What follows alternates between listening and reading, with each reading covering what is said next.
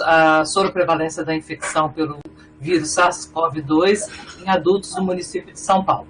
E para isso nós contamos com 2 apresentadores, colegas da nossa instituição irmã, da USP, que é a professora Beatriz Tess, que é professora do Departamento de Medicina Preventiva da USP, e o professor Fernando Reinache, que é titular, né, do Departamento de Bioquímica da USP e que são participantes desse projeto.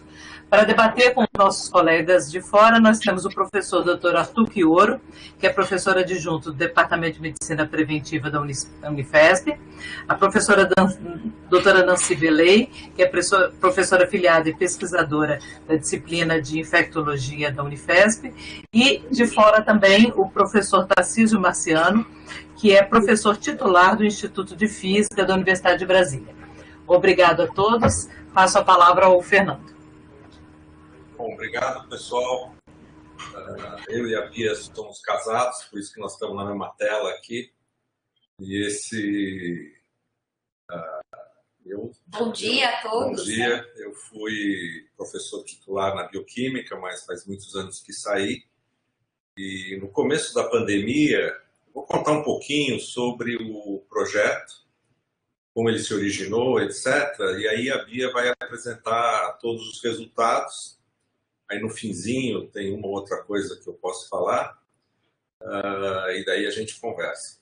Como minha formação é de biologista molecular e não de epidemiologista ou nada, eu não estava envolvido nisso diretamente no começo, mas logo que começou a pandemia em São Paulo, mais ou menos em março do ano passado, a gente percebeu que ia ser muito importante no Brasil contar o número de pessoas infectadas.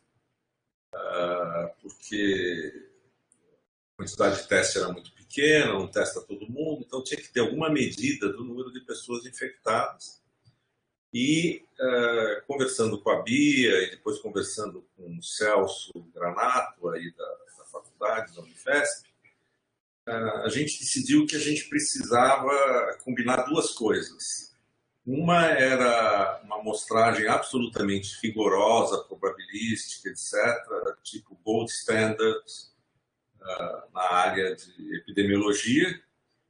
Um teste para saber se as pessoas tinham ou não sido infectadas, muito bom, porque a gente já sabia na época que os testes rápidos que estavam começando a aparecer tinham muitos problemas. O pessoal do Fleury falou para a gente que era problema sério, etc. Então nós começamos esse projeto, na verdade, com um financiamento do grupo Semeia, né, que é uma ONG do pessoal da Natura, que financiou o projeto piloto. E aí nós fizemos uma associação, que era basicamente alguns epidemiologistas, a Bia principalmente, pessoal capaz de fazer as amostragens. Daí nós envolvemos o grupo Fleury, que fez usou aqueles carrinhos para fazer as coletas em São Paulo inteiro e fez todos os testes sorológicos. Né? Então, desde o começo, a gente usou testes laboratoriais de alta qualidade. E isso é uma diferença grande nos resultados, e a gente pode comentar sobre isso depois. E envolvemos o IBOP. O IBOP é capaz de fazer a amostragem e tem as pessoas que podem ir de casa em casa coletando. Então, basicamente, o projeto envolvia dinheiro do Semeia, o grupo Fleury entrou com as enfermeiras, auxiliares de enfermagem para coletar, e o IBOP Inteligência com os tablets e os pesquisadores deles que iam de casa em casa para encher o questionário, fazer tudo isso. Né? Então, esse projeto praticamente não teve envolvimento de pessoal da universidade fora na coordenação geral. Né? Aí, quando a gente acabou o projeto piloto na cidade de São Paulo, o pessoal de Pelotas já estava fazendo o Brasil inteiro, então nós resolvemos que nós íamos fazer só São Paulo e acompanhar a pandemia toda no município de São Paulo e divulgar a nossa tecnologia e os nossos métodos para outras pessoas interessadas. Nessa época nós pedimos dinheiro, tinha acabado de sair o Todos pela Saúde, né, do Grupo Itaú. A gente pediu dinheiro lá no Itaú e eles financiaram o projeto inteiro. Então teve um dinheiro inicial da Semeia, mas o grosso do projeto foi financiado pelo Todos pela Saúde. A gente já fez 5 ciclos de coleta em São Paulo, que a Bia vai contar, e temos fundo para fazer mais 5. Então, provavelmente, nós vamos ainda monitorar essa segunda onda aí. Então, eu acho que, como introdução, acho que era isso. E a epidemiologista aqui em casa é a Bia, e eu só sei sequenciar DNA, então eu vou deixar ela assumir aqui. E depois eu volto mais tarde, tá bom? Obrigado. Vou sentar ali do lado, porque os dois aparecerem aqui é pior.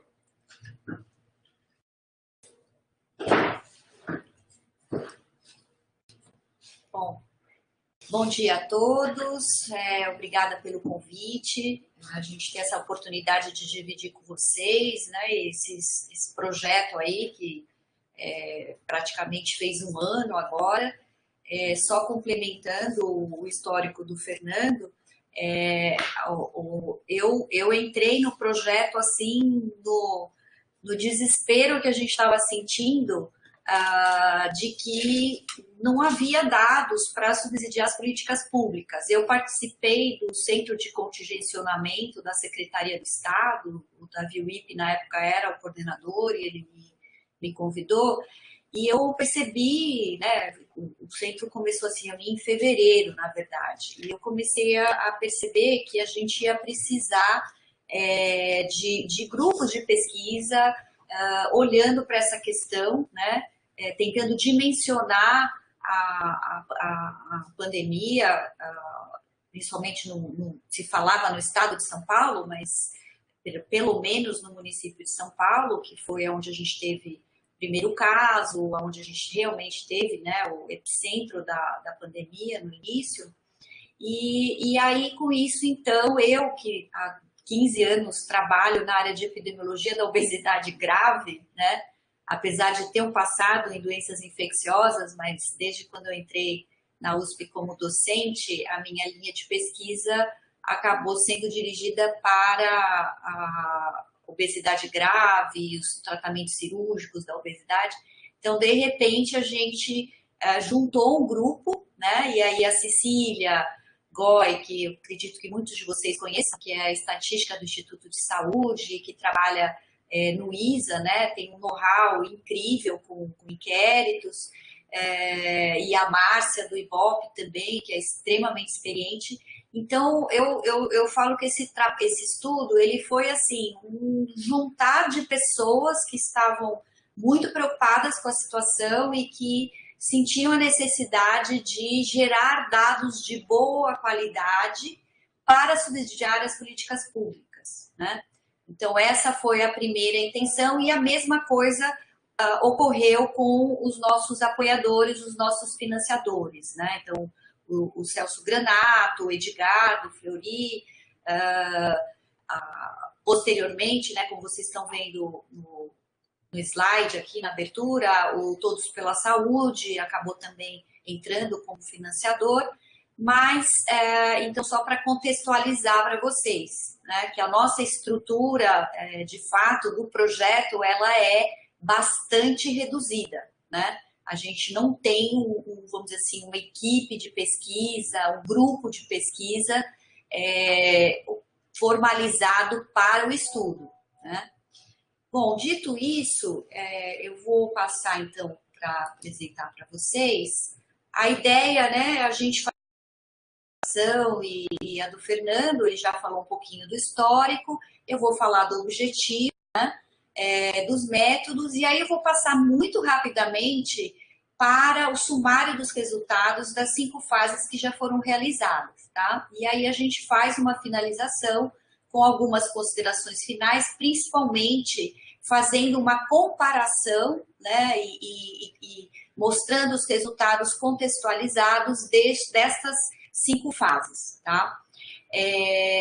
Só então chamando a atenção que o projeto piloto, como o Fernando falou, ele começou em maio, né? Nós desenhamos o projeto no começo de abril, né? E em maio já estava, esperamos claro, a aprovação, que houve uma aprovação inicial da CONEP, e depois, quando a CONEP delegou aos CEPs a possibilidade de fazer a aprovação de projetos que envolviam, né, estudos com SARS-CoV-2, então a gente passa a ter o CEP do Fleury como o que está acompanhando o nosso projeto, inclusive analisando as emendas que a gente manda e tal, mas houve uma apreciação do projeto inicial pela CONEP e foi aprovado. Tá?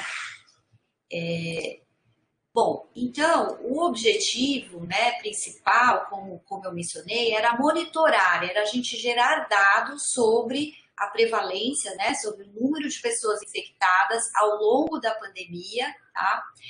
Na população adulta do município de São Paulo. Tá? Então, eu até tirei do projeto, né, essa ideia inicial nossa, lá em abril, maio, era que a gente fosse fazer 6 estudos transversais consecutivos, imaginando que aí a gente cobriria, né, o período pandêmico, imaginando que essa pandemia ia durar 1 ano e pouco, e na época a gente inclusive imaginava em fazer em períodos, vamos dizer, pré-estabelecidos. Então, na época a gente falou, vamos repetir, né, esses cortes, esses estudos transversais, com um intervalo de 30 a 45 dias. Né? Como vocês vão ver, na prática a gente teve que mudar muito desses pensamentos, dessas ideias iniciais. Tá? Bom, com relação aos métodos, nós dividimos, e aqui eu gostaria só de fazer uma ressalva, eu estou falando da fase 2 a 5, por quê? O projeto piloto, que a gente chama de fase 1 do projeto, né, ele teve uma metodologia diferente, e eu já vou mostrar para vocês como foi diferente.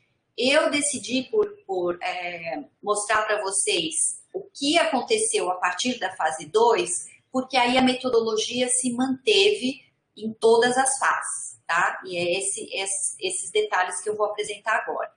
Então, a partir da fase 2, ou do inquérito 1, como a gente tem chamado, a gente então pega, a gente que eu falo principalmente, né, basicamente a Cecília e a Márcia, claro que a gente colocava em discussão no grupo, mas por conta da experiência e por conta de todo o detalhamento que essa amostragem probabilística exige, realmente a Márcia e a Cecília foram as grandes autoras, até porque eu não tenho experiência, né, com inquéritos, então a gente discutia, colocava questões, tal, mas elas é que idealizaram este modelo. Tá? Então, elas dividiram o distrito em 2 estratos, usando como critério a renda média dos distritos, e elas dividiram o município em 2 estratos com aproximadamente 50% da população, e eu vou mostrar a figura já para vocês. A decisão foi que a amostragem probabilística seria feita em 2 estágios, né? Então, sorteios dos setores censitários e sorteio dos domicílios dentro dos setores, né? Nessas 4 fases, né? Fase 2, 3, 4 e 5, então nas 4 fases, a gente teve, dependendo da fase, um número de 115 a 160 setores sendo sorteados, e no segundo estágio foram sorteados de 8 a 12 domicílios em cada setor. Tá? E uma vez sorteado o domicílio, todos os moradores com 18 anos ou mais na data da entrevista, na data da visita, eram convidados a participar do inquérito. Tá? Essa já foi uma diferença do piloto que eu já vou mostrar para vocês. Tá? Bom, uma vez... isso aqui eu pus para ilustrar para vocês como é que ficou essa divisão em 2 estratos, né? Então, os distritos em amarelo eram os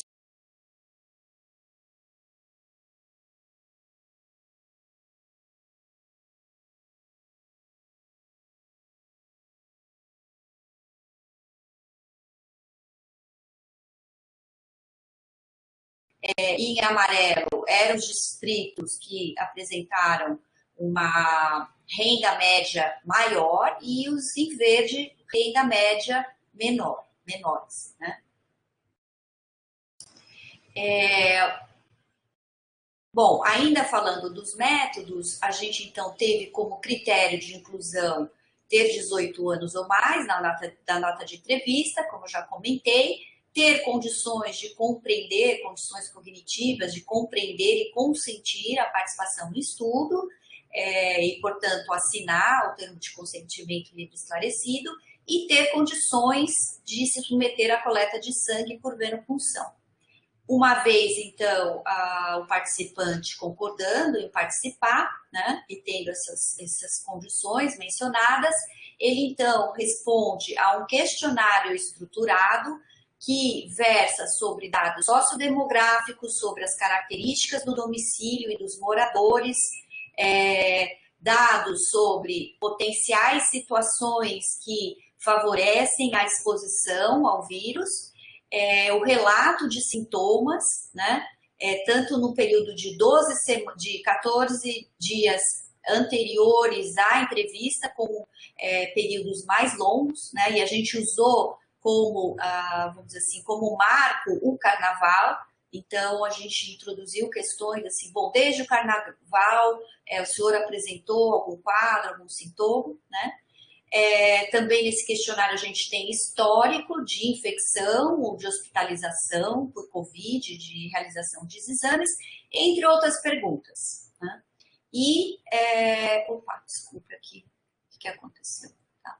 E a partir, então, após o questionário que foi aplicado pelo grupo de pesquisadores do IBOP, a equipe do Fleury, que é capacitada para coleta de material biológico no domicílio, então fazia a coleta de uma amostra de 5 ml de sangue venoso.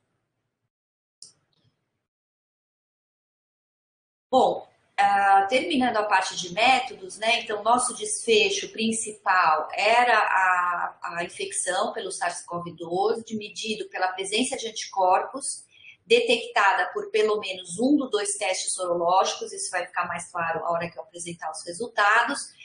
Lembrando novamente que o piloto apresentou uma metodologia diferente. Então, no piloto, nós usamos somente o Maglume, um dos testes, né? Coloquei aqui embaixo, né? Então, o piloto e a fase 2, somente o teste sorológico, Maglume, para pesquisa de IgG e IgM, e nas fases 3, 4 e 5, a combinação dos testes sorológicos Maglume e Elexis da Roche, tá? Bom, as análises estatísticas, elas tiveram todo um preparo do banco de dados, né, realizado pela Cecília e pela Regina Bernal, que é uma outra estatística, não sei se vocês conhecem, que trabalham com o Vigitel, então pessoas também muito experientes, né, a Regina é muito experiente, e a análise, então, o cálculo e análise das prevalências e os intervalos de confiança de 95%. Então, agora, passando rapidamente pelos resultados por fase, né? Só lembrando que esses slides dos resultados, eles estão disponíveis no nosso site, tá? Então, inclusive, muitos deles, para quem teve a oportunidade de olhar o nosso site, eu praticamente tirei, né? Fiz umas pequenas alterações e estou mostrando aqui para vocês. Então, qual foi a diferença do estudo piloto, né? Nós incluímos, à época, né, lembrando que esse estudo foi planejado em meados de abril e foi executado em meados de maio, nós partimos dos distritos com maior número de casos, né, confirmados e o maior número de óbitos, né? Então, a partir dos dados que a prefeitura fornecia, né, no seu site, nós calculamos o número de casos por 100 mil habitantes, né, e chegamos então a 3 municípios com maior número de casos, que foi o Morumbi, Bela Vista e Jardim Paulista. Só uma parte aqui. Na verdade, no piloto, a gente tinha tão poucos casos ainda em São Paulo, a gente tinha medo de não conseguir pegar nada, entendeu? De ir lá, coletar um monte de amostra e dar zero a prevalência. Por isso que a gente falou, bom, vamos para ver se o método funciona, vamos só nos distritos que a prefeitura diz que tinha mais casos e nos distritos que a prefeitura dizia que tinha mais mortes, tá vendo? Então, você vê que ali embaixo, tá vendo? Os distritos que tinham mais casos, naquela época tinham 7 mortes, tá vendo? 11 mortes, 8 mortes, né? Então a gente estava com medo, tinha tão pouca morte, ninguém sabia qual era a prevalência, de não pegar nada, entendeu? Por isso essa estratégia de pegar os distritos de mais casos e os distritos de mais mortes. A gente falou, pô, pior é você tentar fazer uma medida em São Paulo e a nossa amostragem de 1.000 pessoas dá zero, entendeu? E a gente não conseguir medir nada, né? Então foi isso na primeira parte. Isso, a decisão então teve realmente como base isso que o Fernando falou, e como vocês podem ver aqui no mapa,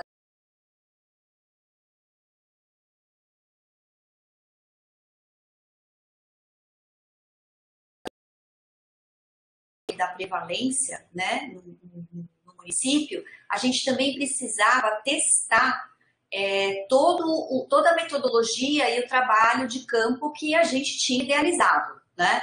Então, vamos participar voluntariamente. Então, essa também foi uma grande mudança metodológica, né?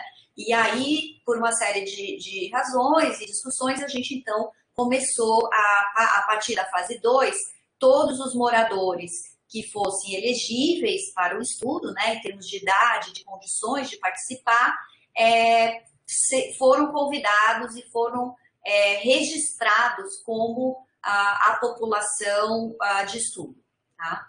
Bom, a gente vê aqui, então, na fase 2, que a gente já detecta, né, uma diferença importante da prevalência de acordo com os estratos, né, baseados na renda média dos distritos, e a gente vê então que nos distritos mais pobres, né, com uma renda média mais baixas, a gente tinha 2,5 vezes o valor da soroprevalência.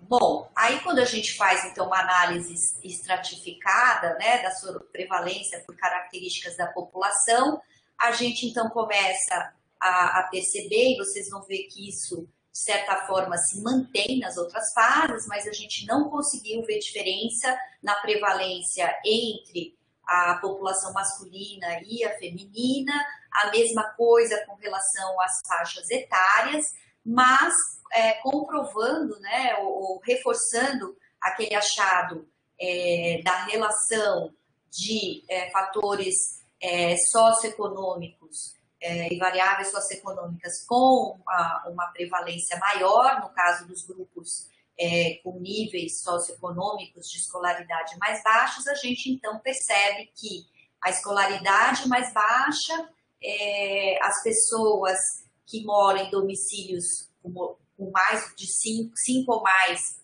moradores, apresentaram valores de prevalência maior do que as categorias com menor número de pessoas moradoras,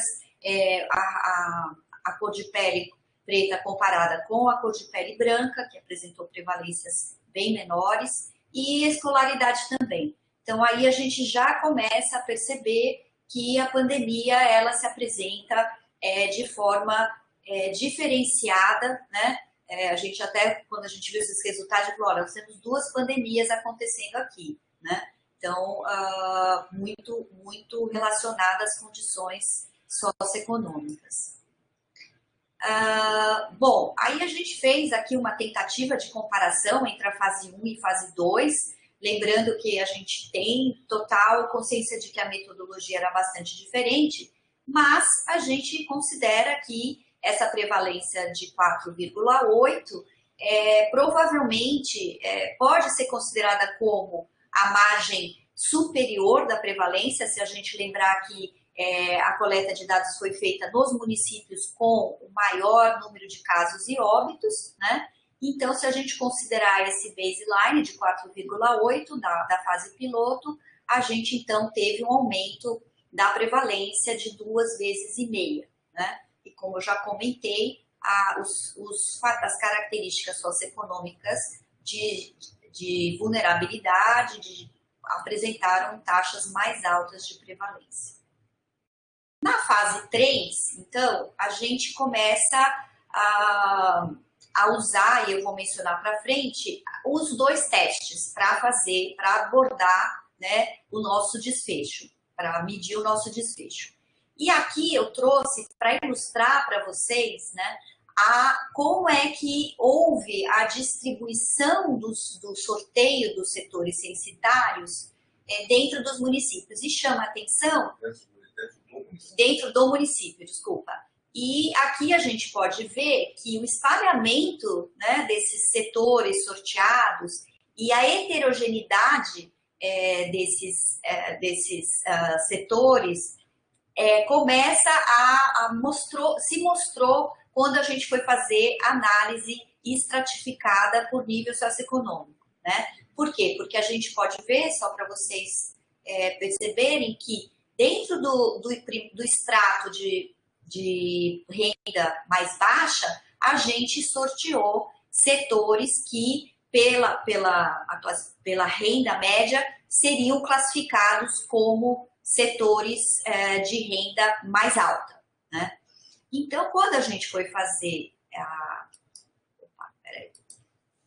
Deixa eu só fazer uma observação aí. O Fernando quer fazer aqui uma observação. Então, senta aqui que esse cara. Aqui, o que é interessante é que nessa metodologia que a gente fez, a gente dividiu os distritos de São Paulo para ter metade da população na zona amarela e metade na zona verde. De modo que os distritos com renda média mais altos, que tem metade da população, estão no amarelo. Os distritos com renda média mais baixa estão no verde, né? Mas qualquer pessoa que mora em São Paulo sabe que a cidade é muito mais complexa do que isso. Por exemplo, aí no lugar amarelo você tem o Morumbi, que é extremamente rico. No meio do Morumbi você tem uma enorme favela, entendeu? Então, essa divisão em ricos e pobres, ela não é tão simples de fazer. Como a gente tinha uma amostragem pequena, a gente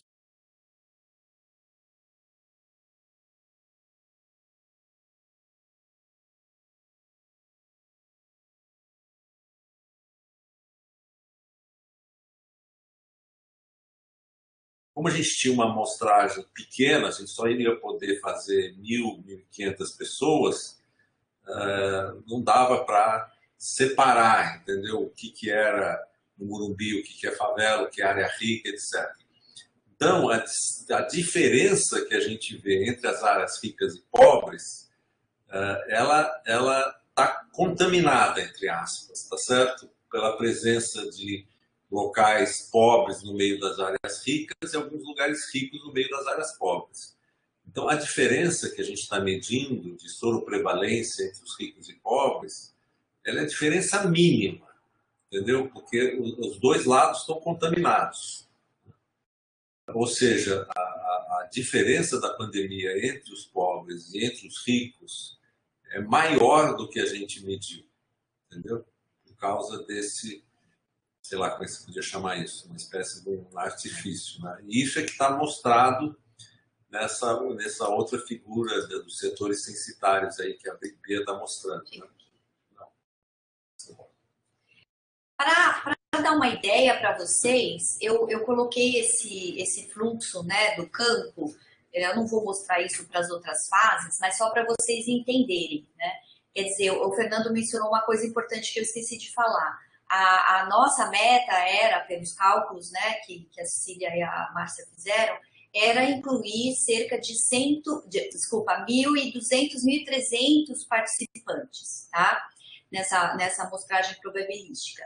Só que para a gente chegar neste número, né, a gente, por conta da baixa taxa de resposta que a gente vê normalmente nesses inquéritos, né, então é algo bastante observado quando a gente faz inquérito domiciliar, então a gente tinha que sortear, né, 1.380 no caso da fase 3, aí tiramos os domicílios não elegíveis, imóveis vagos, imóveis não residenciais, enfim.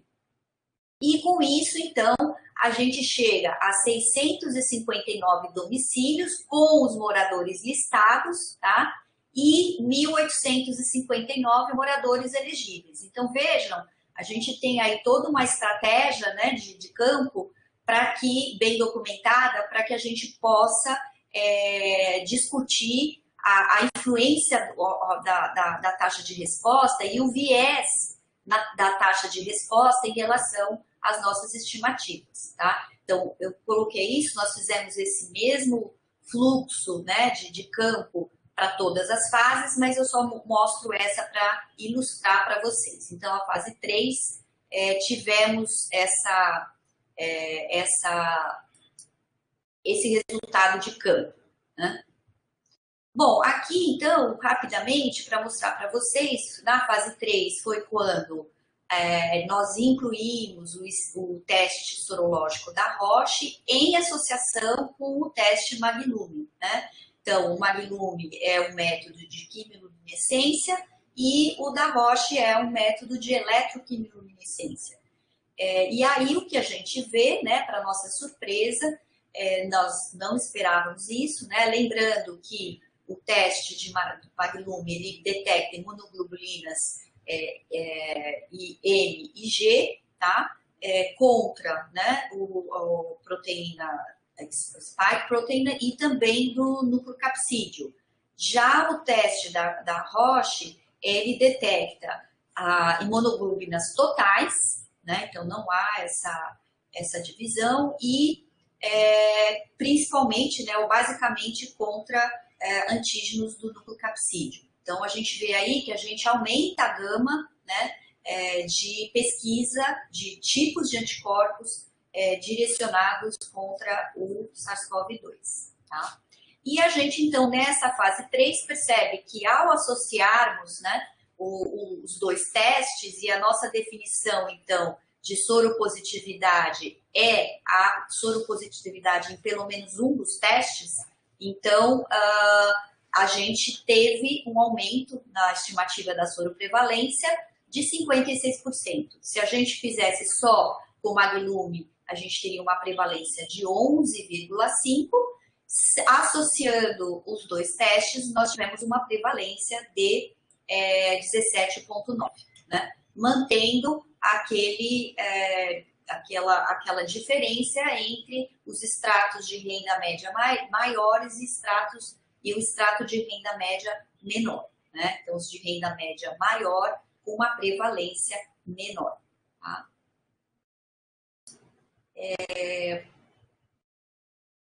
Ai, nossa, tem um probleminha aqui.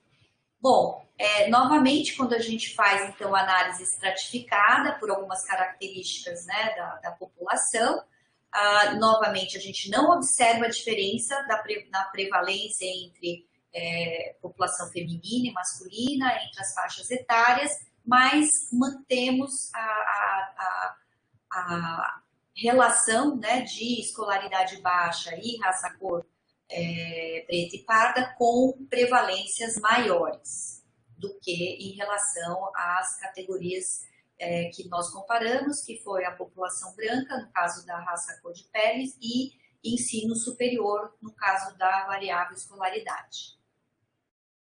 Bom, a conclusão, então, né, as conclusões é que a gente, então, recomenda, no nosso estudo, a gente passa a usar os dois testes a partir da fase 3, tá, para poder acessar o nosso desfecho principal, né, ou seja, para fazer o diagnóstico a detecção da infecção, né, na população. E, basicamente, tivemos, como eu mostrei, o desafio nas próximas fases de melhorar o espalhamento dos setores e tentar minimizar esse efeito que nós encontramos na fase 3, que era uma heterogeneidade de renda média dentro dos estratos de maior renda, dos dois estratos. E aí, com isso, adotamos algumas medidas para melhorar. Com relação à fase 4, né, novamente, observamos, né, que houve um aumento, e eu estou passando rápido, tá, gente? Porque depois a gente vai plotar todas essas prevalências num gráfico só. Então, vocês vão conseguir ver a evolução da soroprevalência entre as fases, tá? Então, aqui é só uma passagem rápida. Novamente, né, observamos um aumento na estimativa de soroprevalência global, mantendo a diferença de uma prevalência maior no extrato com distritos mais pobres e na análise estratificada, mantendo aquele padrão, né, que foi mostrado. Aqui nessa fase não foi observado um aumento significativo da prevalência nos domicílios com mais de 5 moradores, 5 ou mais moradores, tá? O que tinha sido visto na outra fase.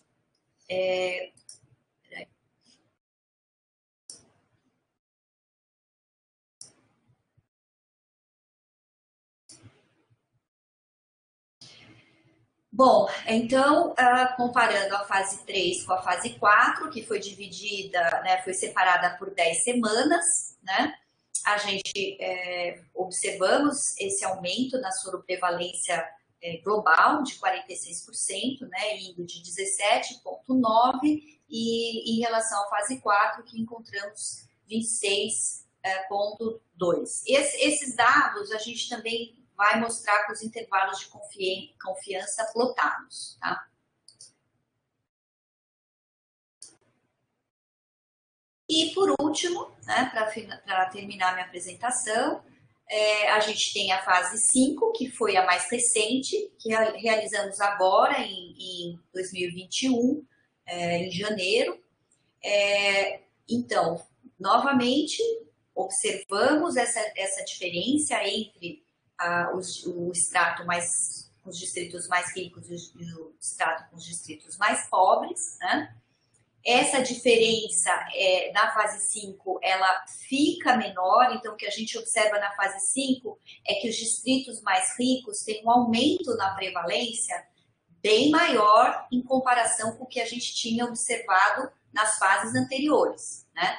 Porque a diferença entre o extrato mais pobre e mais rico nas fases anteriores era mais marcante. E nessa fase 5 a gente começa a observar, então, uma diferença que vai diminuindo por conta de um aumento na prevalência no extrato mais rico, com os distritos mais ricos, tá?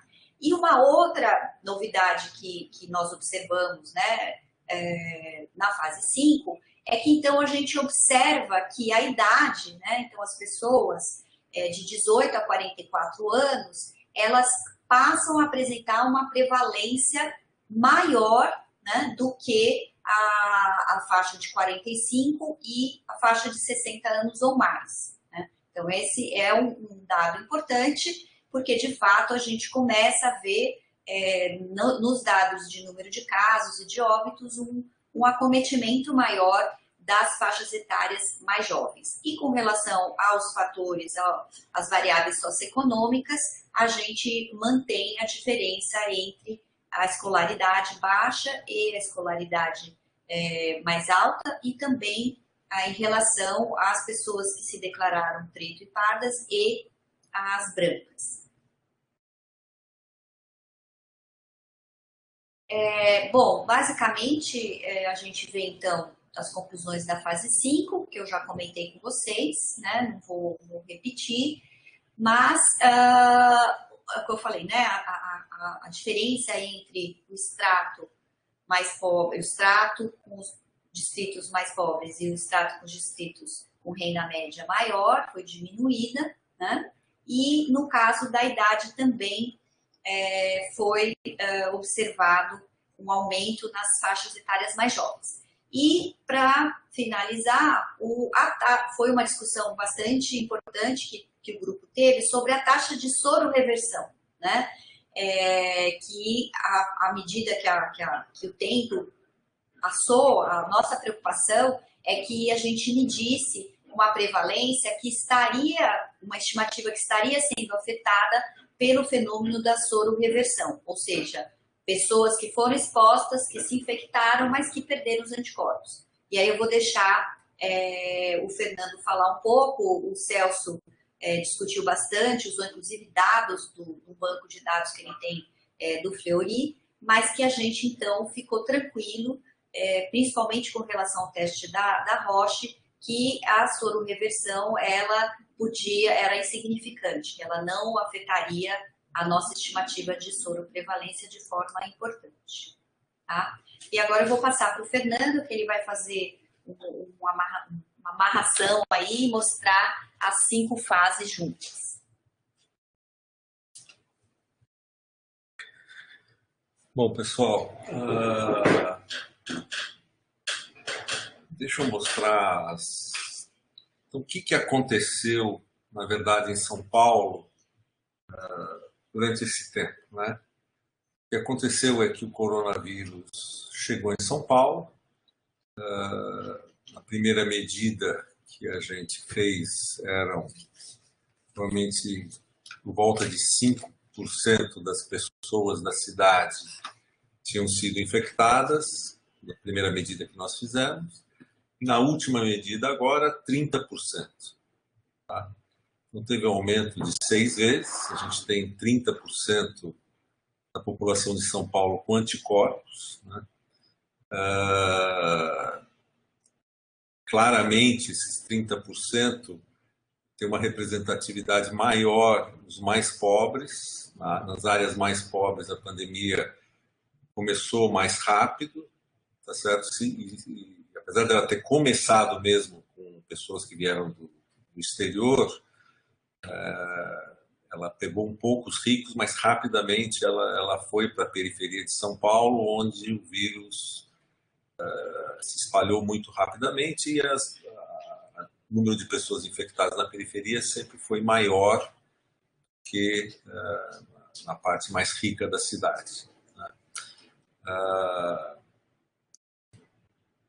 Deixa eu ver aqui. Deixa eu mostrar primeiro isso aqui.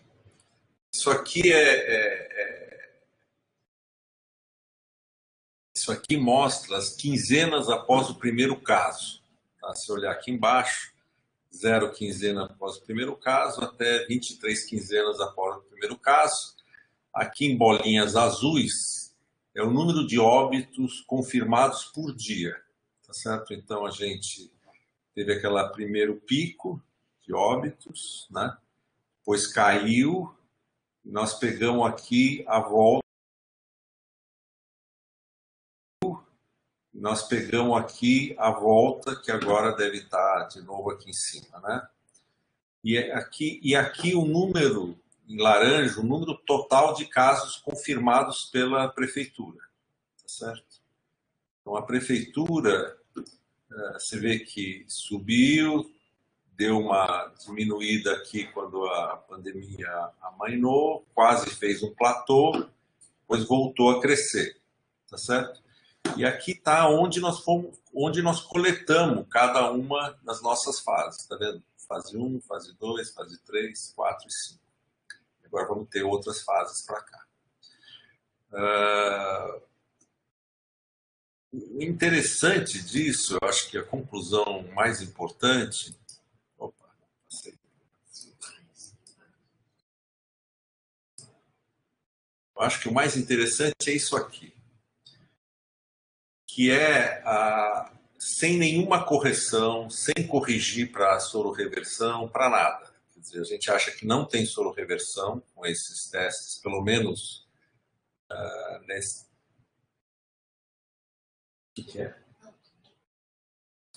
Tá. A gente acredita que não tem soro-reversão, pelo menos no período de até 90 dias ou 180 dias é muito baixo. O nível de anticorpo pode até abaixar nas pessoas, mas não o suficiente para o teste começar a dizer que a pessoa é negativa. Na verdade, o que acontece nesses testes que a gente usa lá no Fleury é que o nível de anticorpo é tão mais alto do que o threshold do teste que durante os primeiros 90 dias a quantidade de anticorpo vai até aumentando. E quando ela começa a baixar, mesmo se ela baixar, a pessoa ainda é soro positiva, entendeu? Porque tem que abaixar muito para ela virar soro negativo, porque o teste é muito sensível, né? Então a gente não precisou usar nenhuma correção, e essas correções foi o que o pessoal do Nacional e o pessoal que estuda Manaus, etc., apanhou muito, entendeu? Usando aqueles testes rápidos. Lembra que as prevalências começaram a cair logo depois, deu uma confusão enorme, né? No nosso caso, não. Você vê que a prevalência subiu mais ou menos acompanhando o número de casos registrados pela prefeitura, tá? Então, o trend é muito parecido. A diferença aqui é que esse número absoluto em laranja, comparado com esse, é de 6 a 8 vezes maior, certo? Ou seja, quando você fala que 30%, a soroprevalência de 30%, ela equivale a 30% de 8 milhões de adultos que tem em São Paulo. São mais ou menos 2 milhões e 400 pessoas, tá certo? Que foram infectadas quando as testagens da prefeitura, os dados da prefeitura, que testam as pessoas quando chegam no hospital ou apresentam sintomas, estão em mais ou menos 500 mil, tá certo? Então, aqui no fim, é 5 vezes mais. Então, são duas linhas que sobem em paralelo, né? A prevalência ela é uma medida direta que independe de qualquer medida da prefeitura, né? E a prefeitura ela mede uma amostragem das pessoas que vão no posto de saúde, reclamam, não pega casos assintomáticos, se o sujeito tem um caso leve e não vai no posto de saúde, não é testado, etc., né?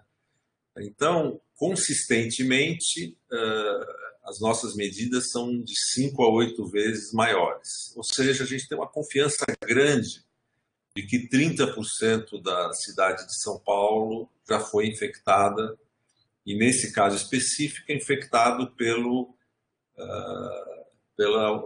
linhagem original, não pela P1 de Manaus, que só chegou em São Paulo nas últimas semanas, né? Então, do ponto de vista da vacinação, você tem provavelmente 30% da população com imunidade alta ou média, tá certo? E 70% ainda suscetível.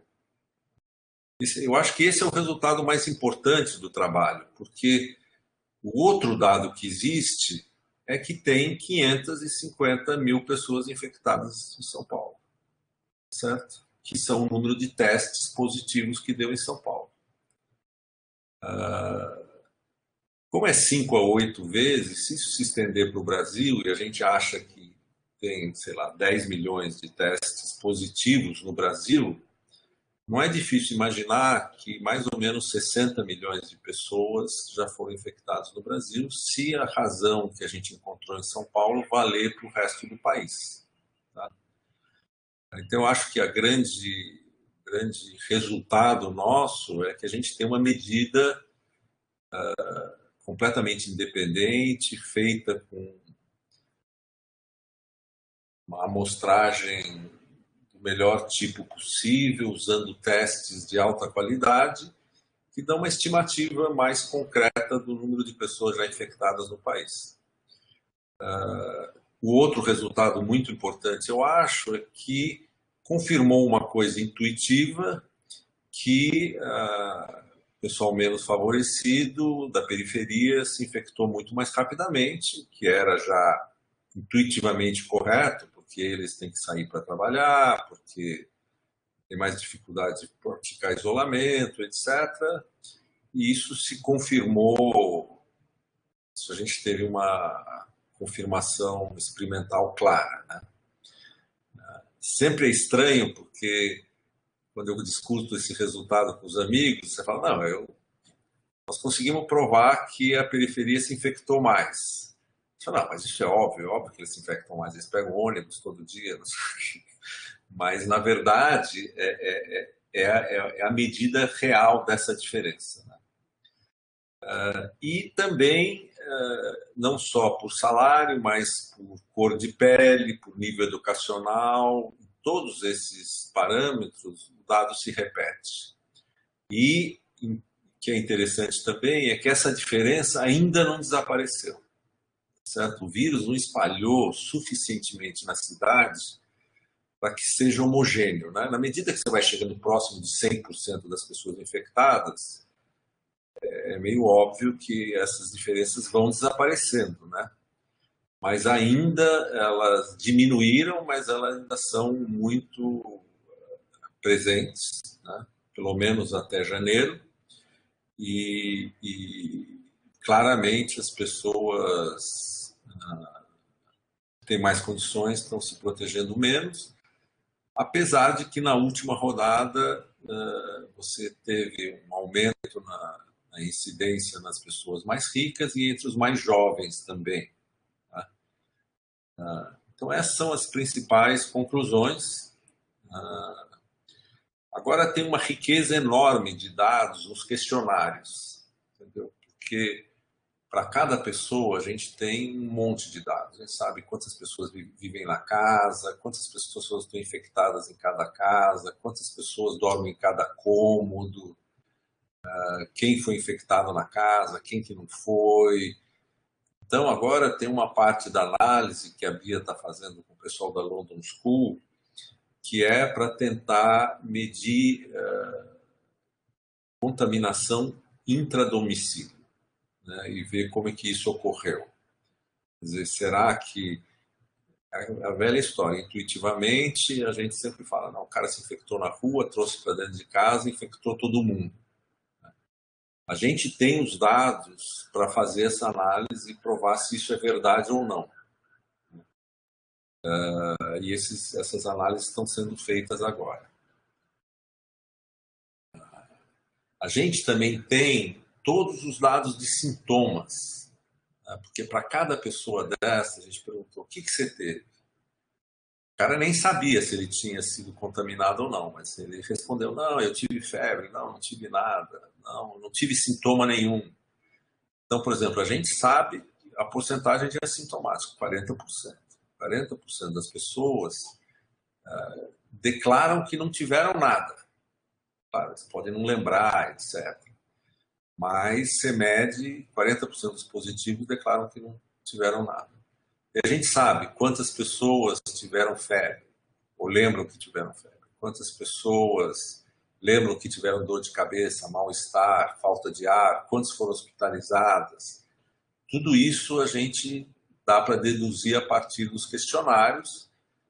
É um dado muito rico, provavelmente não vai trazer grandes descobertas novas sobre o coronavírus, porque isso já é bem conhecido, mas vai dar para saber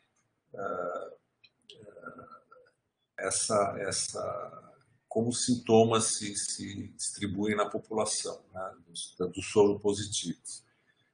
Comparando com outros estudos, isso é feito, tem muitos estudos onde isso é feito a partir de pessoas que foram procurar ajuda.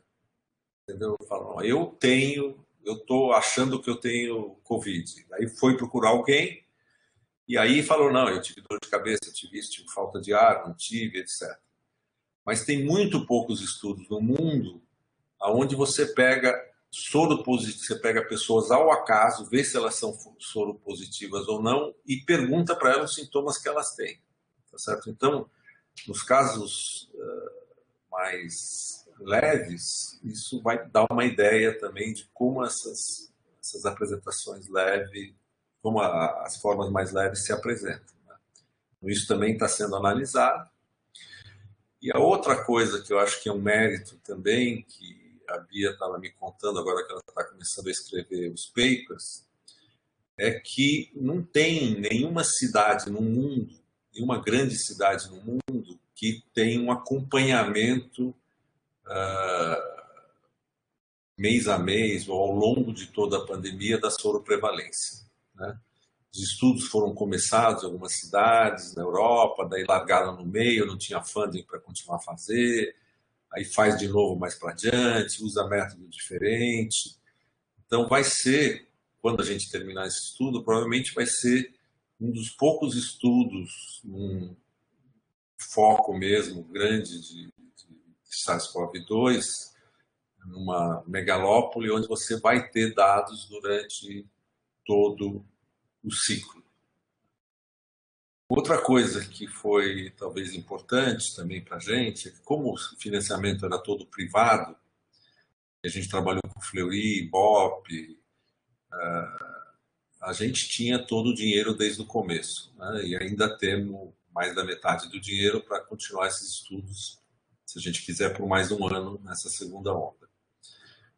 Isso permitiu que a gente fosse espalhando as fases na medida que a gente via que a pandemia ia ocorrendo, entendeu? O pessoal do Rio Grande do Sul, eles falaram, não, nós vamos fazer cada 15 dias, e saíram fazendo cada 15 dias.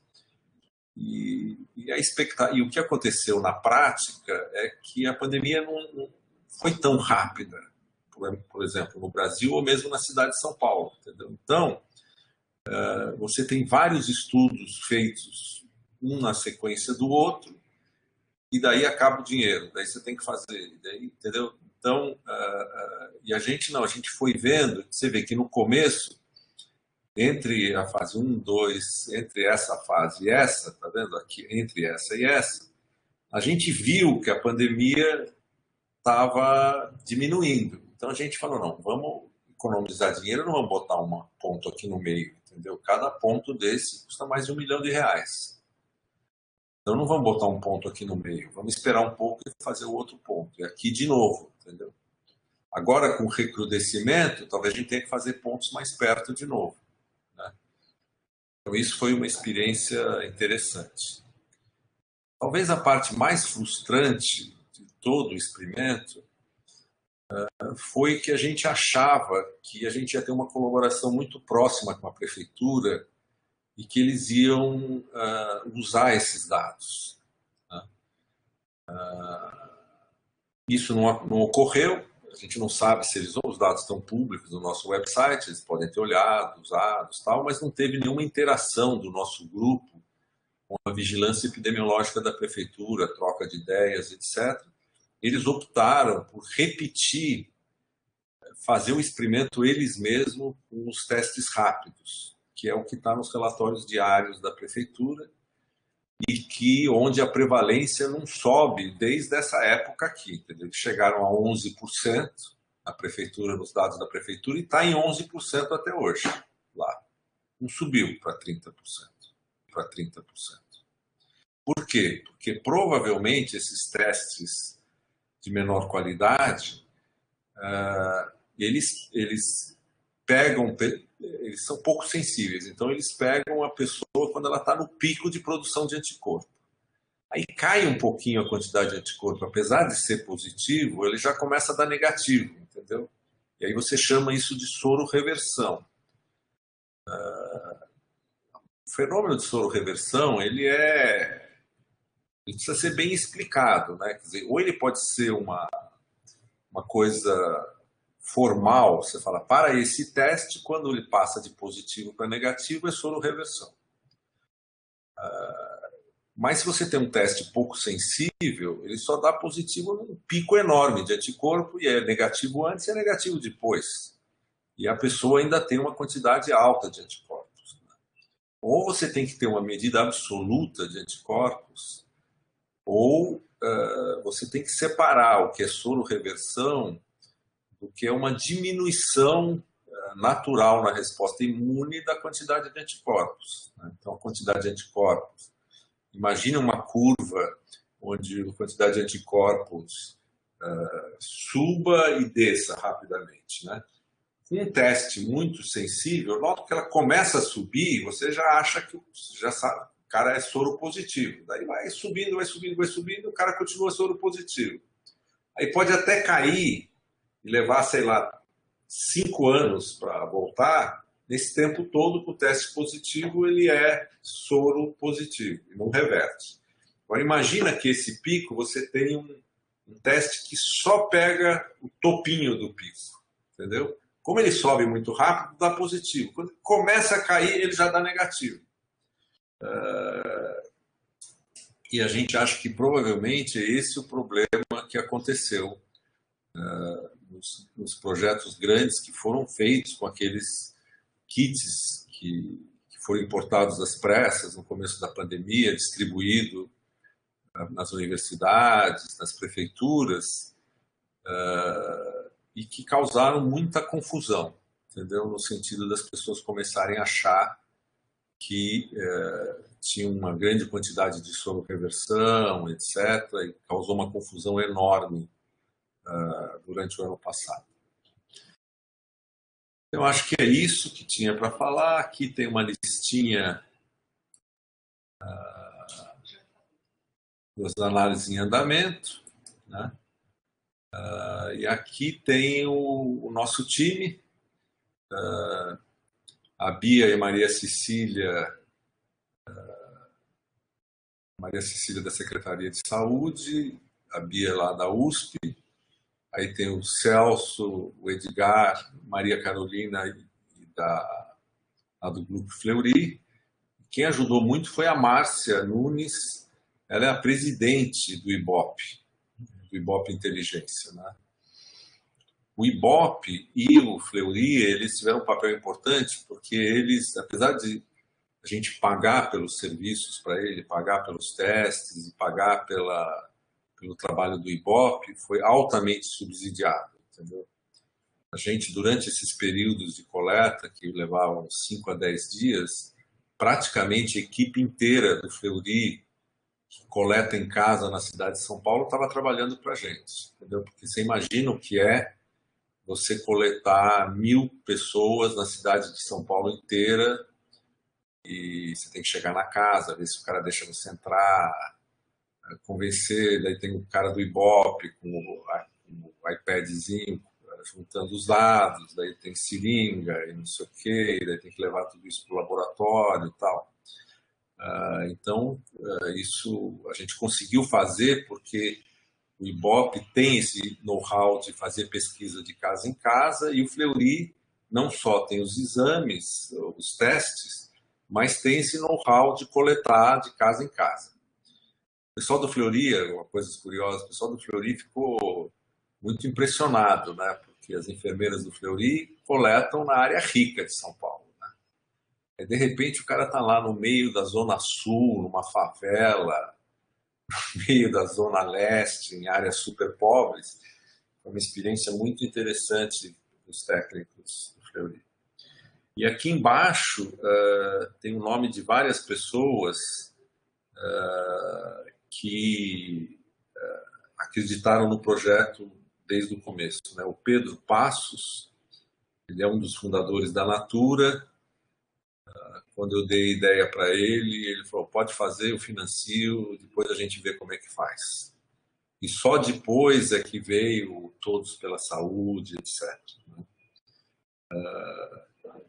E aí teve várias pessoas que ajudaram a gente em várias etapas. Teve o Hélio Neves, que estava trabalhando na vigilância epidemiológica da prefeitura, e depois saiu. Um monte de gente que ajudou. Mas quando você conta o todo, a gente fez uma lista entre enfermeiras, pessoal do Fleury, etc., dá bem umas 600 pessoas para fazer cada levantamento desses. Então, queria agradecer a todo mundo aqui. Eu acho que era isso que a gente queria contar para vocês. A gente pode conversar um pouco agora. Obrigada, Fernanda. Obrigada, Bia. Vou passar para os moderadores, mas rapidamente, só algumas poucas considerações da plateia. Umas especificamente do projeto, eles perguntam se seria possível prever se a curva vai cair, né? E se vocês divulgaram os resultados para o Ministério da Saúde. Então, isso é para vocês do projeto. E um outro comentário que talvez o professor Arthur Quioro, Nancy, Tarcísio, essa mesma pessoa comenta, devido à impossibilidade de isolamento social na classe mais baixa, né, pobre, preta, desempregada e de menor escolaridade, em São Paulo, sendo a maior vítima da pandemia, se a universidade não deveria se posicionar e ter o papel de alertar as autoridades para que não houvesse o lockdown e, por consequência, ampliar a miséria. Então, essa é uma pergunta mais para todos, né? E passa aí para o professor Arthur Quioro. Deixa eu só responder rapidamente a questão se vai subir ou não. Provavelmente vai subir, porque o nível de infecção está subindo muito em São Paulo. Tem uma grande dúvida. Até agora, a gente falava, essas 30 pessoas não vão se reinfectar. Isso não é mais verdade, provavelmente, com a P1. Tá certo? Então, a gente, no começo do projeto, eu falava assim, nós estamos medindo as pessoas que já são imunes. Então, as pessoas que têm anticorpos provavelmente já são imunes. E isso, provavelmente, agora não vai ser mais verdade. A gente vai ter que reinvestigar isso, mas é muito difícil de investigar isso, mas é uma possibilidade. Existe, inclusive, a possibilidade de voltar nessas pessoas, porque a gente tem o endereço, cada pessoa dessa depois logou no site do Fleury e baixou seu próprio resultado, certo? Então, teoricamente, você pode voltar nessas pessoas daqui a um tempo e ver se elas foram reinfectadas.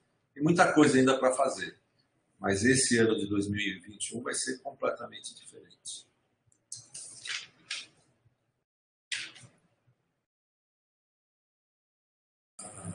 E agora, quem que fala? Então, os moderadores, se quiserem comentar. Entendi que o Quioro ia fazer uma pergunta ou comentar. Eu aguardo. Pode ser. Você quer começar primeiro, Nancy? Não, eu vou falar rapidinho, então, porque acho que tem algumas considerações epidemiológicas que você articula muito melhor do que eu. A primeira coisa que eu queria perguntar é uma curiosidade da forma como que era o approach nas residências. Eu não sei, talvez eu tenha perdido, mas era quem estava naquele momento ou tinha uma prévia com um aviso que viria alguém? Deixa eu explicar. Como é que era esse approach? Deixa eu explicar. Na verdade, funciona assim. Você vai sortear as residências. Então, você sorteia os distritos censitários, aí você vai lá e remapeia o distrito, porque você tem o risco de sortear uma casa e ela já ter sido demolida, entendeu? Então, vai o pessoal da Ibope e remapeia toda a área que vai ser pesquisada. Faz um mapa. Aí, a partir desse mapa, com todas as casas do distrito que vai ser, onde vão ser sorteados, então tem o primeiro nível, que é o sorteio dos setores censitários, né? Aí, os setores censitários que foram sorteados são remapeados totalmente. Vai o pessoal do Ibope lá e remapeia tudo. Quais são as casas, o número, onde tem prédio e tal. Aí sorteia a residência. Certo? Aí você vai na residência e você, a Bia vai explicar depois, você é obrigado a coletar aquela residência, não pode substituir, tá certo? E a regra é você voltar na residência pelo menos 3 vezes. Tá ok. Tá certo? Para conseguir entrar na residência. E não tem substituição. Uma vez que você entra na residência e eles deixam você entrar, as áreas ricas têm 2 níveis, tem que passar no porteiro e depois passar no dono da casa. Tá? Mas uma vez que você entra na residência, aí você tenta coletar todas as pessoas que moram na residência. Pode ser numa visita ou você tem que voltar depois. Entendeu? Então, uma vez que gera a lista das residências, aí é obrigado a coletar aquela residência, todo mundo que mora lá. E aí tem que morar na casa. Por exemplo, a babá que ficava 15 dias e voltava, ela não era considerada moradora. Na Tá. prática é Não, isso. são curiosidades, né? Um cuidador que mora e vai embora todo mês também não era. As pessoas são excluídas, como são excluídas as crianças, são excluídas as pessoas que não têm Tá. capacidade de entender e Tá, assinar tá ok. a coisa. E a gente mapeia quantas pessoas dormem em cada cômodo. Tem um Tá monte ok. Tá ok. Um comentário só que eu queria fazer e deixar os colegas depois é que, embora... Bom, eu conheço esses testes, né? Eu faço laboratório também, né? Durante anos foi junto com o Celso, né? Que foi meu orientador o tempo todo, até eu assumir aqui o laboratório. Mas eu acho que alguma perda há, né? Tem alguns trabalhos bem robustos da Science, do JAMA, mostrando uma perda pequena, mas em 6 meses, mesmo com esses testes, com imunoglobulina total, que são muito sensíveis, existe uma perda não pelo teste, né? Porque alguns indivíduos, talvez com os quadros um pouco mais leves, e aí a gente tem um mundo, né, de hipóteses e explicações, acaba tendo uma perda. Então, talvez esses 30% de agora, talvez seja até um pouquinho mais. Não muito, mas talvez um pouco mais. Né? Não incluímos aqui, mas eu poderia incluir, está lá no nosso site, se vocês quiserem ver uma apresentação de um estudo do Fleury. Fleury fez o seguinte, ele pegou todo mundo que fez mais de um teste sorológico lá e que tinha um diagnóstico confirmado por PCR. Tá? Todo mundo que fez mais de um. E eles têm quase 10 mil pessoas que fizeram mais de um teste. E essas pessoas fizeram o teste ou depois de 3, 4 dias do primeiro fizeram o segundo, ou até 100 dias, 150 dias. Tem caras lá que fizeram 20 testes. Tá? Aí, desses 10 mil testes, dessas 10 mil pessoas que deram positivas 2 vezes, uma vez antes e outra depois, das 10 mil pessoas, acho que 39, o segundo resultado foi negativo. E o primeiro é positivo. E aí a gente fracionou isso, a apresentação está lá. Quando o cara repetiu nos primeiros 14 dias, repetiu, a diferença entre o primeiro e o segundo era 14 dias, o primeiro e o segundo era, sei lá, 3 semanas, depois 4 semanas, até 90 dias. A grande maioria dos casos, o segundo teste dá mais alto do que o primeiro e só teve esse 30, 40 casos. Esses 30, 40 casos estão um a um descritos lá. E eles ocorreram, 40 casos em 10 mil. Né?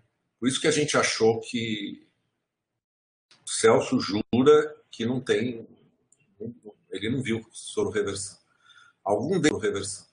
Algum desses casos são erros do Fleury, por exemplo. Eles acham que o teste era muito baixo, repetiu, deu negativo. Em geral, o teste feito um dia, depois repete no dia seguinte, dá negativo. Tal. Desses 40 casos, uma fração bem menor do que 40 são pessoas que dão negativo depois de 2 semanas. Quase não tem.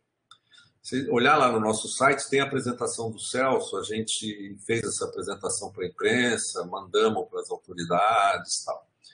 Isso com o teste da Roche, que pega a proteína N. Tá? A proteína N, esse teste é muito interessante, porque ele pega a proteína N e a proteína N... interessante é que esse teste não pega as pessoas vacinadas. Né? Porque o pessoal que recebeu AstraZeneca só recebeu Spike, portanto não gera anticorpos contra N. E segundo o Celso, o pessoal que faz Coronavac também tem poucos anticorpos contra N, mas as pessoas infectadas têm taxas muito altas de anticorpos contra N. O Maglume, como a Bia explicou, ele pega N e Spike, tá certo? Mas as análises do Fleury, eles tiraram os antígenos das placas e descobriram que mesmo no Maglume, o antígeno que está lá, a grande quantidade é N, não é Spike. Então, na verdade, Então, na verdade, nós estamos... O que isso aí mede? Mede o número de pessoas que têm anticorpos contra a N. E esses anticorpos, pelo menos, pode ser que eles não sejam os neutralizantes, não são os neutralizantes, etc., eles praticamente não têm sororeversão. Eu tive brigas seríssimas com o Celso sobre isso, porque eu falava, não é possível, tem que ter. Ele falava, não, nós estamos fazendo, você vai ver, estamos fazendo, não tem. Eu falava, tem, Celso, nós precisamos fazer as correções. Não, eu falava, não tem, não sei o quê. No fim, eu perdi. Ele mostrou os dados, e os dados não têm sororeversão mesmo. É difícil a gente avaliar, porque esses estudos muito grandes do JAMA e da Science são de vários laboratórios americanos, né? Então pode ter uma diferença, claro, nos testes laboratoriais que são utilizados, mas eles chegam a falar de 18% de perda com N, né? E o estudo da Science, que é o estudo de 2021, o N é o que cai primeiro, né? E depois cai o S. Mas, enfim, são testes diferentes, eu acho que a gente tem que esperar. Mas, mesmo assim, né, esses números são bem diferentes dos números da prefeitura. Eu li o estudo da prefeitura, né? E eles fazem com teste, eles fazem sorologia na plaquinha, no ONGFO, que a gente sabe que a sensibilidade é muito baixa, né? Então, realmente, por isso que tem essa discordância importante. Só uma pergunta a mais. Eu vi que... Antes de você fazer a pergunta, deixa eu só... A gente falou, olha, pode ter uma sororeversãozinha aí, entendeu? Mas as correções são tão complexas. Sim. E você vira com um dado, por exemplo, como o estudo de Manaus, onde o raw data era 60 e você chega em 76, você começa com dados 50 e chega em 70 e tantos, pelo menos na minha área, que não é epidemiologia, quando você começa a fazer correção que dobra número, que reduz o número pela metade, você começa a ficar muito desconfiado. Então, a gente sempre preferiu falar, olha, deixa o raw data aí, pode ser que tenha que fazer uma correção no futuro, mas o Celso acha que não. Mas o estudo dele também é só para 120 dias, entendeu? Então, isso aí você só vai saber mesmo... Mais para frente mesmo. Mais para frente. Só uma curiosidade, eu vi que você comentou que a Bia ainda vai analisar e vocês vão analisar uma série de coisas, né? As pessoas, elas respondiam alguma coisa no questionário, o quanto elas frequentavam alguma coisa no bairro ou não? Talvez eu tenha perdido isso. Não tem essas coisas específicas, não tem. O questionário que a gente usa está no nosso site, vocês podem olhar. Tá. Ele está lá, você pode ver tudo que tem. Essas análises a Bia está fazendo com o pessoal da London School lá. Ok. Eles são mais... Não tem... Tem coisa de transporte coletivo, não tem? Tem uso de transporte, tem algumas perguntas sim, Nancy. Porque assim, uma coisa que me chama a atenção, mas não no estudo de vocês, no estudo da prefeitura, claro que fiquei olhando algumas coisas só. Por exemplo, uma sorologia elevada em regiões da Zona Leste, que são regiões onde você tem a maior concentração na cidade de templos religiosos e tal. Então, isso me chamou um pouco a atenção por causa de alguns artigos que eu vi de disseminação em atividades desse tipo, culturais, etc. Coreia teve um super spreading event. Mas...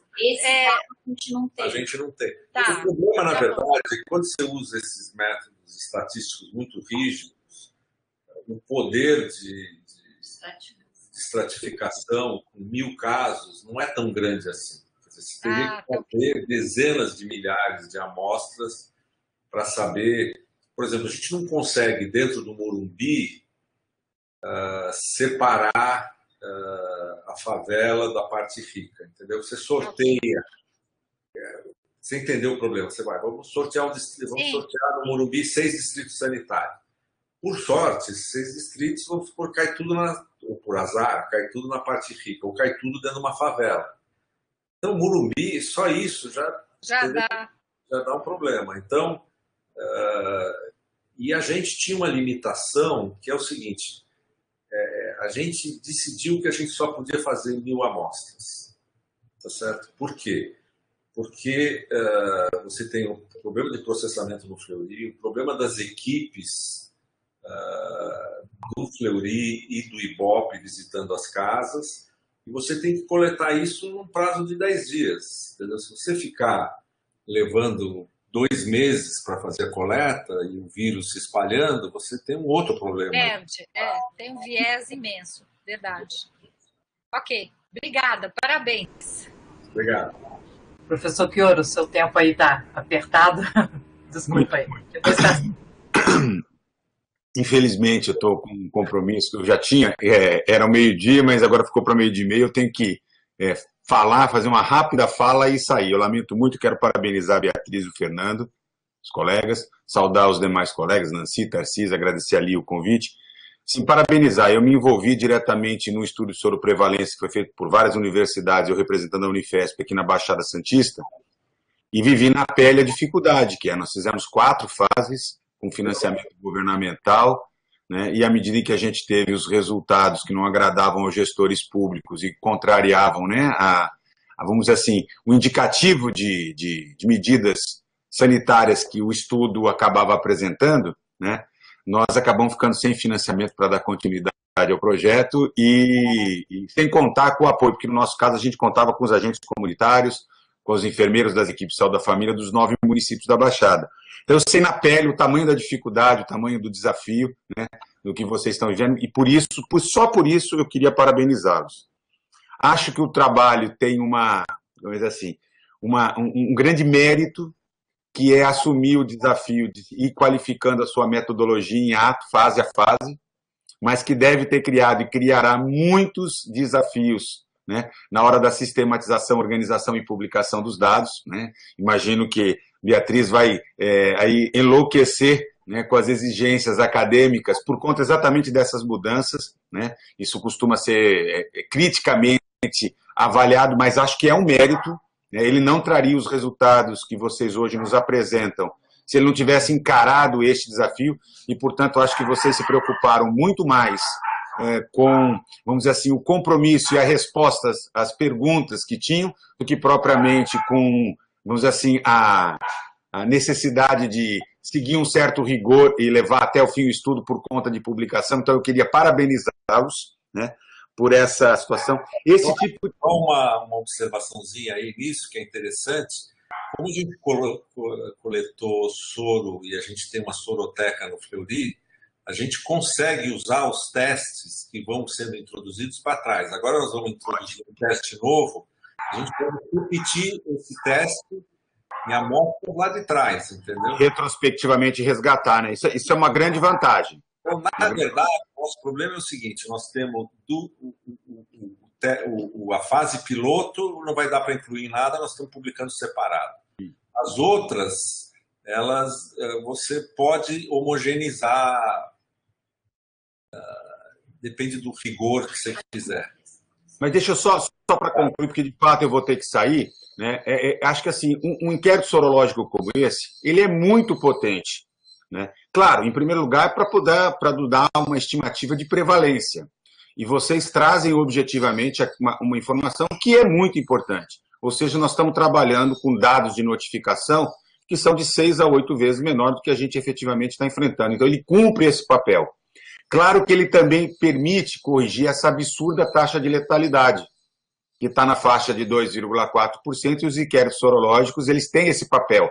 Eles nos trazem uma noção um pouquinho mais real do que deve estar ocorrendo do ponto de vista da letalidade. Vocês não destacaram isso, mas eu quero lembrar, né, que esse também é um produto importante dos inquéritos sorológicos. Eu não sou epidemiologista, né, mas como um especialista na área de política, planejamento e gestão, acho que a outra grande potência que o estudo tem é conseguir trazer luz sobre um diagnóstico de situação que é muito potente para orientar a ação governamental, né? Para orientar a tomada de decisão, né?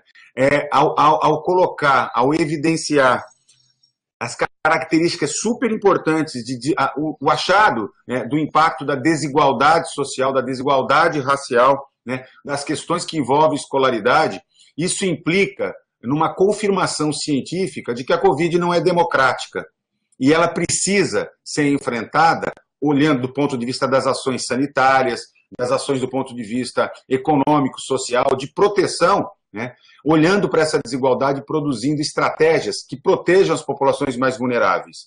Então, o estudo ele é muito potente nesse sentido, né? Eu acho que ele se soma a alguns outros que têm sido desenvolvidos no Brasil e fora do Brasil, que trazem essa dimensão que vai além da história natural da doença, né? Que evidencia a importância de enfrentar essa tragédia. Eu quero aproveitar e responder uma das questões que a professora Lia captou, né, em torno do fórum aí de debate, do chat, né, que pergunta sobre a questão de, portanto, então o estudo justificaria a não realização de lockdown. Acho que é ao contrário. Ao contrário, ao fazer exatamente esta dimensão, nos posicionar mais claramente aonde a gente está, eu poderia fazer uma extrapolação generalizando o país em cima desse dado de prevalência que vocês encontram no último estudo, que muito provavelmente é pior nesse momento, é que ao invés de ter 260 mil óbitos, nós muito provavelmente nesse momento, deixando rolar na tal da imunidade de rebanho, sem medidas de isolamento, de distanciamento social, de proteção sanitária da população, nós podemos extrapolar tranquilamente para o atingimento de um patamar de 606 mil óbitos. Os dados de vocês indicam que se a gente não tomar um conjunto de medidas, é essa a realidade que a gente vai ter. Deixa correr a natureza, que a dimensão da tragédia será dessa magnitude ou pior do que essa. Portanto, acho que assim, olhar para um estudo desse e não se apoiar do ponto de vista da tomada de decisões é uma atitude que não condiz com a contribuição que vamos dizer assim, a base científica que ela permite nos traz. Eu só quero concluir, eu queria dialogar com vocês, mas eu vou ter que sair deixando algumas dúvidas que o estudo me coloca, mas que você, Fernando, nessa tua última intervenção até já começou a abordar, né? A coorte inglesa, que tem acompanhado os marcadores sorológicos, vem percebendo, sim, uma queda. Esse era um diálogo que eu queria fazer, assim, indicando a existência de uma sororeversão.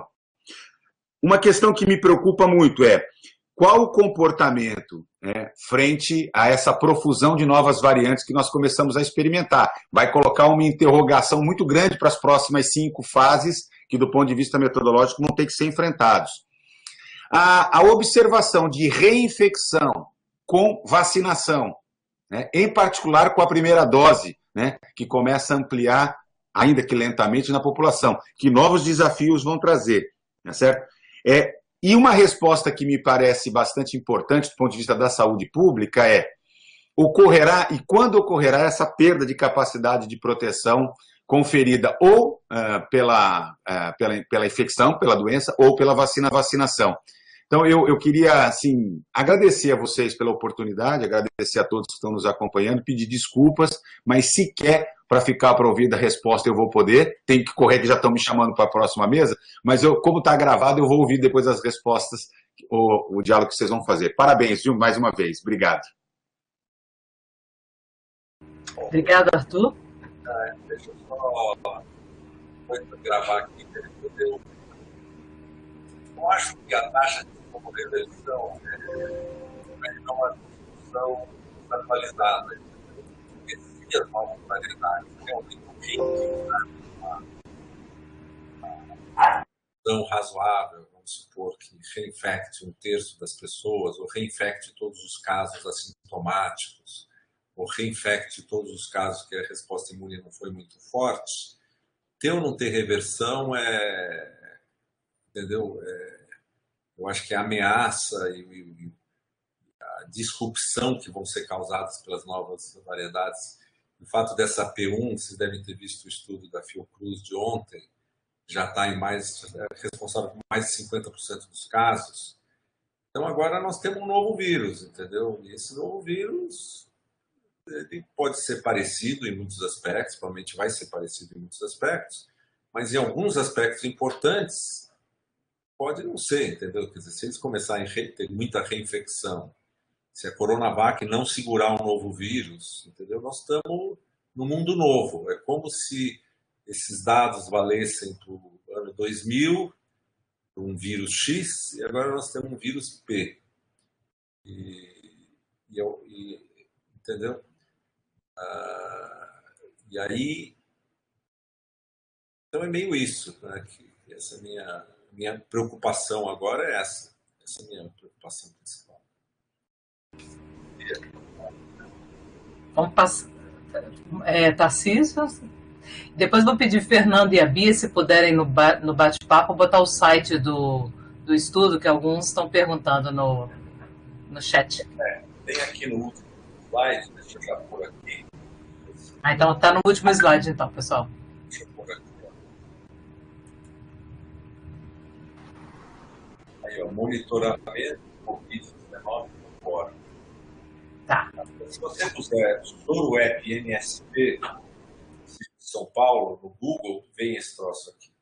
E lá tem tem os relatórios, tem o projeto, tem o questionário, tem toda a metodologia, porque um dos nossos objetivos era que isso pudesse ser copiado, entendeu?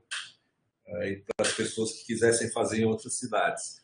Então tem lá o questionário, tem o projeto, tem os relatórios, as apresentações dos dados em português e inglês, e tem também os resultados do Fleury sobre sororeversão. Tá ótimo, obrigado. Tarcísio? Obrigado, parabéns. Acho que é um trabalho extremamente importante. O Brasil ainda carece muito desse tipo de trabalho em outras localidades. Isso ajudaria a jogar um pouco mais de luz, né, nessa situação toda. E eu queria comentar, a gente tem acompanhado a pandemia lá desde o começo, fazendo uma modelagem a partir dos dados reais. Só que o que a gente usa não é o número de casos, e aqui está óbvio por quê, porque a subnotificação é imensa. Então a gente ajusta o modelo a partir do número de mortes, que tem também alguma incerteza, tem também um certo grau de subnotificação, mas é bem menor que o número de casos. E, por exemplo, o estado de São Paulo, a partir com os dados até ontem, a nossa estimativa de ataque de pessoas que já foram infectadas é 26%. Esse número pode ser maior se a gente levar em conta estimativas da subnotificação de mortes. Ele pode crescer aí uns 30%, talvez. E o que me espanta é que realmente é um número que é próximo ao que vocês obtiveram, no caso, só para o município de São Paulo. Provavelmente o estado de São Paulo, e como tem muitas cidades menores no interior, talvez seja um pouco menor, não sei. Mas vocês acham que essa sobreprevalência é semelhante para o estado de São Paulo? Qual é a experiência que vocês têm? Vocês conhecem bem melhor do que eu queria saber. Mas é bem interessante realmente que a ordem, pelo menos, está bem próximo do que a gente estava estimando. Eu acho que, assim, tem dois... Na minha cabeça tem dois lados, né? Quer dizer, tem um lado que fala, não, o que deve estar acontecendo em São Paulo deve estar acontecendo no resto do país, né? Então, eu responderia sim, deve ser por aí. Aí tem um outro lado, que é esse nosso dado, que ainda não homogeneizou dentro da cidade de São Paulo, entre os pobres e os ricos. Não homogeneizou dentro de São Paulo, dentro das cidades, por que teria homogeneizado entre os municípios, por exemplo? Entendeu? Então, tem duas maneiras de ver isso. Tem um copo meio cheio e um copo meio vazio. O copo meio cheio é o seguinte, olha, 30% deve ser 30% do Brasil inteiro. Também, se não for 30%, se for 25%, ou se for 35%, entendeu? É nessa ordem de magnitude. É, sei lá, igual 1/4 ou 1/3 da população, uma coisa desse tipo. Agora tem o outro lado, né, que a gente não sabe como que a homogeneização, como a amostra está misturando bem, né? Eu fiquei muito impressionado com os dados da Fiocruz ontem, mostrando que em todos os estados que eles olharam, a variante nova já está entre 30% e 70% de todos os casos. Ou seja, esse troço espalha muito rápido. Essa nova, então, espalha muito rápido. Ela está competindo, ela está fazendo um deslocamento de uma outra variante, né? Então, mostra que deveria ser mais homogêneo. Então, eu fico nessa dúvida, entendeu? Para ser honesto com você. Não sei o que você acha, Bia. Então, Tarcísio, eu concordo. Eu acho que é bastante heterogêneo ainda, né? Então, eu não transporia, sabe, essa taxa para todo o estado de São Paulo. Eu acho que a gente ainda tem bolsões, né, ou regiões que vão estar mais acometidas. Pensar que a gente tem 650 e tantos municípios, eu nesse momento, pelo menos, eu não faria essa Eu acho que a tua extrapolação a partir de morte é muito melhor. Como é que ela dá? Contando... Para São Paulo, o estado todo, com o número oficial de mortes, está dando para o estado de São Paulo 26%. O estado inteiro. E quando você olha por município, tem muita variação? Ou por área? Eu fiz por estado. Há uma coisa que eu acho que eu vou fazer agora é fazer para o município de São Paulo, especificamente, e ver o que dá, e comparar com os dados de vocês. Porque aí o número de mortes é uma maneira boa de transpor os nossos dados para um outro lugar, entendeu? Porque ele faz um link entre os nossos dados. Você fala, olha, 30% corresponde a X mortes por 100 mil habitantes. Aí eu pego esse número e transfiro, né? Eu acho que... Eu vou fazer, e se você quiser eu posso mandar para você. Vamos manter contato, sim. Vamos sim. Estou anotando seu e-mail, porque eu acho que está muito interessante. O trabalho de vocês é magnífico, viu? E para nós é uma coisa assim, é uma ferramenta, uma informação imprescindível. Eu acho que o mérito desse troço é que um número totalmente puro, entendeu? Você não usou nada. Você não usou nenhum dado da prefeitura, você não usou nada. Você foi lá e mediu, entendeu? Então, ele é igual o R0, né? O pessoal usa o R0, mas para calcular o R0, não usa o número de casos. Tem uns argumentos circulares, às vezes, nessas contas, que atrapalham, né? Então, é bom você ter...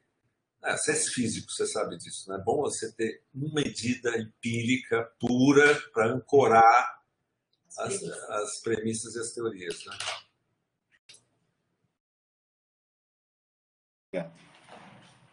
Eu não estou acompanhando o chat, tem gente perguntando coisa, teria que alguém... Nós estamos na hora de acabar, mas eu estou sentindo que nós não estamos dando muita... Eu tô acompanhando, Fernando. Agora é só elogios, agradecendo. Não tem perguntas que queiram responder, nada? Não, foram só aquelas iniciais mesmo. Olha, eu acho que vocês vão achar tudo no site. A gente está super aberto para ver como que nós vamos mudar esse questionário. Fleury está vendo que novos testes nós vamos incluir. Fleury está agora padronizando os testes para Spike, para monitorar a vacinação. E a gente pode ter um uso grande da soroteca para trás, entendeu? Então, coisas novas que foram aparecendo. Você tem lá, nós temos 5 mil soros, 3 mil soros, com 3 mil questionários coletados ao longo do ano passado. E se tiver algum teste interessante para fazer, está lá sentado na geladeira do Fleury, entendeu? Tá ótimo. Gente, só tenho a agradecer muito o Fernando, a Bia, Nancy, Tarcísio, professor Quioro, pelo tempo aí. Foi muito produtivo, muito interessante os dados. Só anima mais a gente, né, a fazer mais ciência, tentar responder aí as questões que estão pela frente ainda. Obrigada. Obrigada mesmo, viu? Bia, vamos manter contato, né? Vamos manter. Se tiverem palpites, são sempre bem-vindos. Às vezes não são acatados, mas